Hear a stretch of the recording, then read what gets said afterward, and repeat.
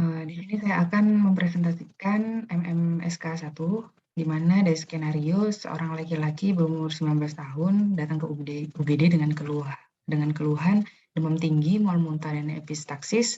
Pemeriksaan fisiknya terdapat tekanan darah 100 per 80 mm air raksa, denyut nadinya 110 kali per menit, untuk suhunya 38 derajat Celcius, waktu pengisian kapilernya lebih dari 5 detik, dan terdapat hepatomegali serta nyeri tekan. Untuk pemeriksaan laboratoriumnya, Hb-nya 16 gram per desiliter, leukositnya 1.500 per mikroliter, HCT-nya 49%, trombositnya 50.000 per mikroliter. Dari keluhan yang didapat, kita bisa mendapatkan hipotesis awal atau hipotesis sementara, yaitu pasien terkena DHF atau demam berdarah dengan ditandai adanya epistaksis atau plasma leakage dan juga trombosit yang turun atau trombositomiknya. Dari di sini kita bisa membahas tentang demam secara menyeluruh. Ya, demam ini merupakan kenaikan suhu tubuh di atas normal, di mana normal tubuh kita adalah 36,5 sampai dengan 37 derajat Celcius. Demam itu bisa disebabkan karena infeksi, bisa juga karena toksemia, reaksi pemakaian obat-obatan, gangguan regulasi tubuh sentral seperti koma, kemudian penyumbatan pembuluh darah di otak, kemudian juga akibat dehidrasi. Untuk regulasi suhu tubuhnya sendiri, suhu tubuh ini dihasilkan dari produksi panas dan juga pelepasan panas. Untuk produksi panasnya itu melalui metabolisme dan kontraksi otot. Untuk pelepasan panasnya ada radiasi, konduksi, konveksi, dan evaporasi.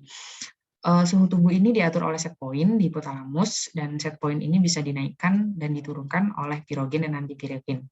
Untuk pirogennya sendiri ada dua, ada eksogen dan endogen. Untuk eksogen itu toksik dan partikel-partikel organisme, sedangkan pirogen endogennya merupakan bahan inflamatorik yang dilepaskan sel imun ketika terjadi infeksi. Itu contohnya ada interleukin 1, interleukin 6, TNF, alfa, IFN, interferon, dan prostaglandin.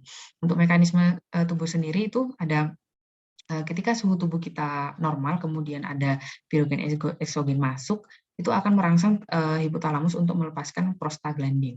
Nah, prostaglandin ini akan menyebabkan set point naik, tetapi suhu tubuh kita itu tetap normal. Ketika set point ini menganggap suhu normal kita itu rendah dari set point, sehingga tubuh kita ini merespon dengan kedinginan atau menggigil, kemudian vasokonstriksi. Nah, maka terjadilah peningkatan produksi panas, dan panas itu akan dihambat. Pelepasan panasnya akan dihambat sehingga suhu tubuh meningkat dan terjadilah demam. Kemudian untuk DHF-nya itu sendiri, ada definisi dari DHF itu merupakan penyakit yang disebabkan oleh virus dengue yang ditularkan melalui gigitan nyamuk betina Aedes aegypti atau Aedes albopictus. Virus dengue itu sendiri termasuk dalam arbovirus yang memiliki 4 serotip, itu ada DN1, D2, dan D3, kemudian D4.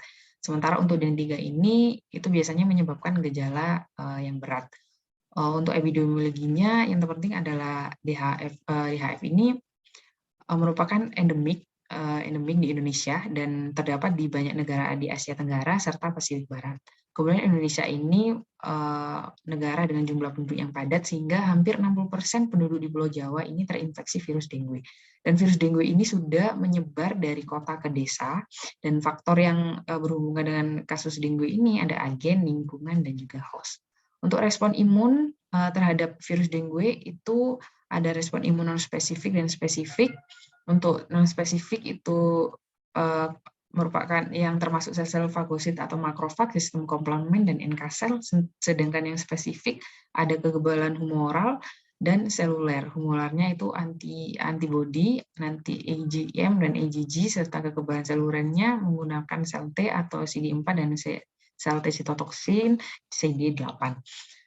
Ketika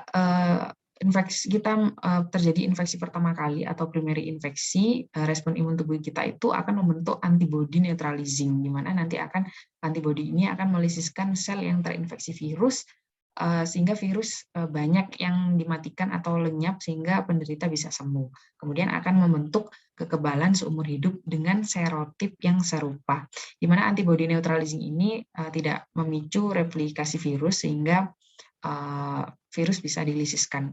Kemudian ketika terjadi infeksi yang kedua kali atau secondary infection, maka antibody yang terbentuk di sini adalah antibody non-neutralizing, di mana dapat meningkatkan replikasi virus. Di sini infeksinya yaitu serotip virus yang berbeda dengan serotip virus di infeksi yang pertama, sehingga tidak terjadi lisis. Tetapi akan terjadi reaksi silang antara ketika antibody non-neutralizing yang melekat pada epitop virus yang berbeda dalam makrofag atau monosit sehingga membentuk kompleks virus antibody. Akibatnya virus dengan target serangan utama yaitu sel fagosit akan terjadi peningkatan infeksi virus dengue sehingga akan meningkatkan antibody. Mengingat kenapa bisa meningkat karena antibody ini itu bisa memicu replikasi virus.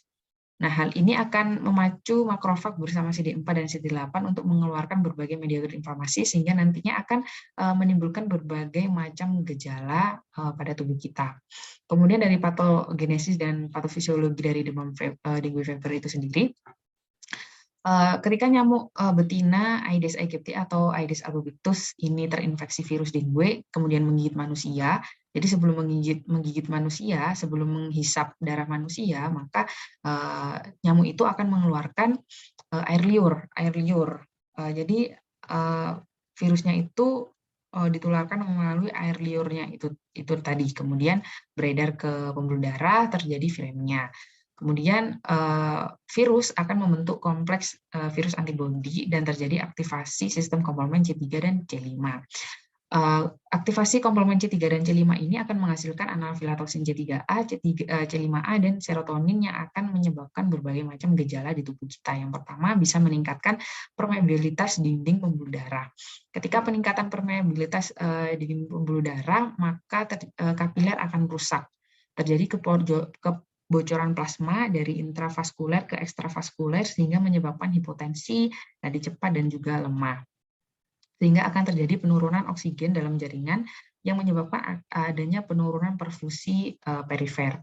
Kemudian volume plasma juga berkurang akibat kebocoran ke ekstravaskuler sehingga menyebabkan hematorkit meningkat, kemudian terjadi hemokonsentrasi. Ini. Kemudian berpindahnya cairan intravaskuler ke ekstravaskuler itu tadi juga menyebabkan kekurangan volume cairan dan bisa menyebabkan risiko hipovolemik. Kemudian trombosit kehilangan fungsi agregasi.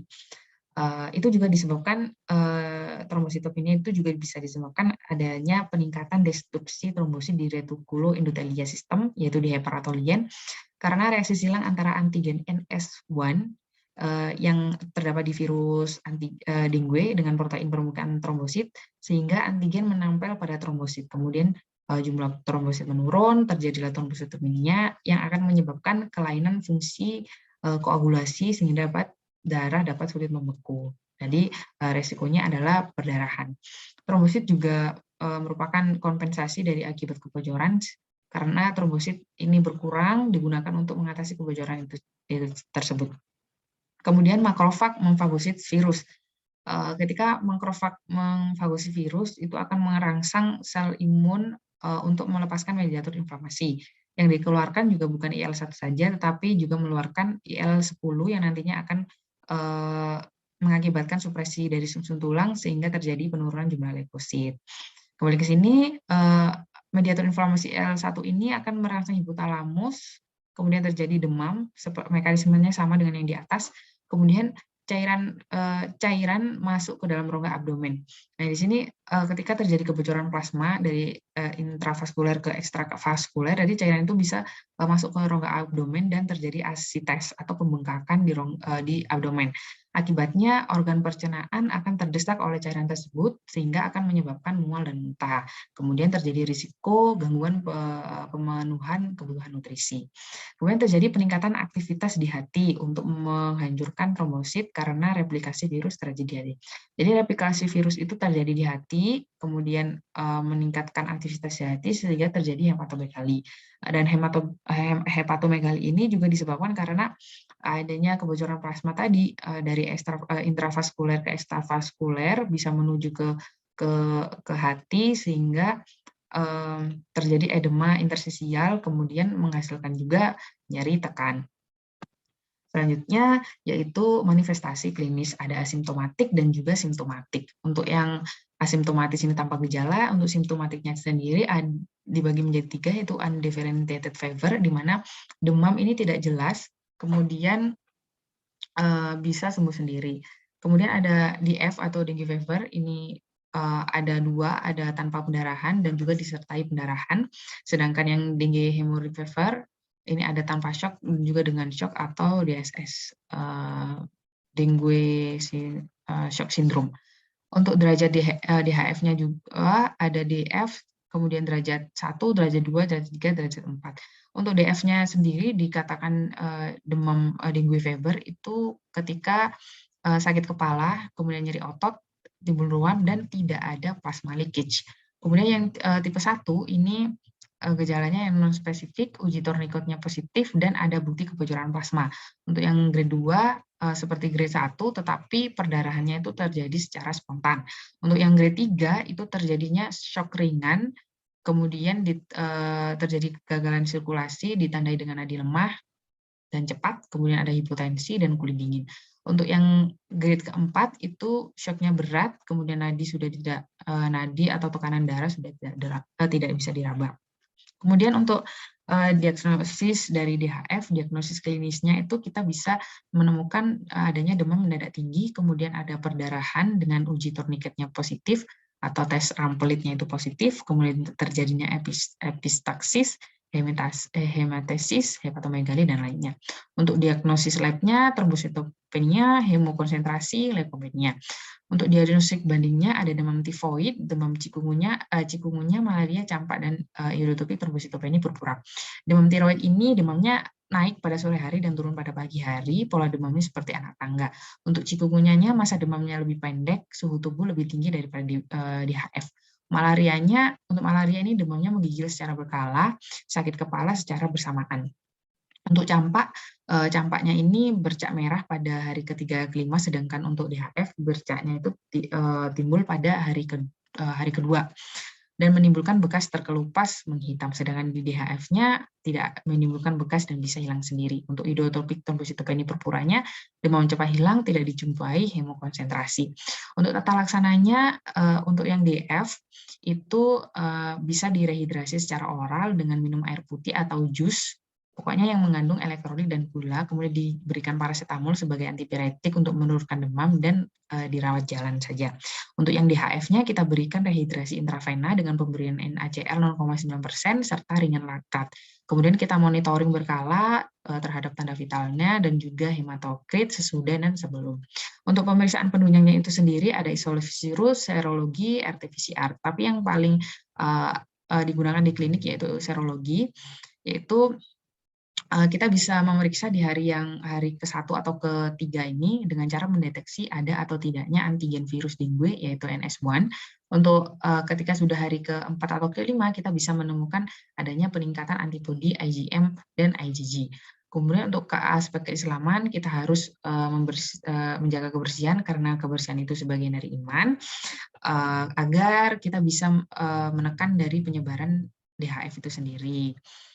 Baik, sekian dari presentasi dari saya. Mohon maaf apabila salah kata. Terima kasih, jazakumullah khairan katsiran. Wassalamualaikum warahmatullahi wabarakatuh.